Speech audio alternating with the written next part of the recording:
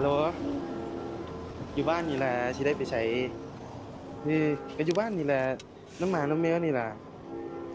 เสียงไอ้แคตตี้อ่ะแคตตี้นี่เสียงแมวเป็นเบอร์นี่เสียงแมวเป็นเบอร์ให้รบกวนได้ยินบ่ได้ยินเสียงแคตตี้บ่กระเทศแล้วเนาะอยู่บ้านนี่แหละสิได้ไปใช้เออฮะยังบ่เสียอีกอ่ะแคตตี้เอ๊ะอืมบักโรเบิร์ตมาโอ้อยู่หน้าบ้านโอเคเดี๋ยวจังหน่อยว่ายังบ่เสียกันยังมาอยู่เงินไอ้เชียงมาเป็นบ่ได้โดยลูกกว่านี้เลยเนาะไอ้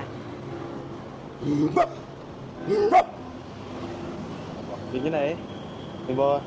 ค่อยอยู่บ้านยังอยู่แคตตี้กับโรเบิร์ตเนี่ยเอาบ่เสียอีก กี่บาท เห็นบ่โรเบิร์ตดิอยู่เงินนี่แหละบ่ได้ไปใส่โอเคมาแรงเจอกันโอเคเข้าใจได้ไอ้เข้าใจ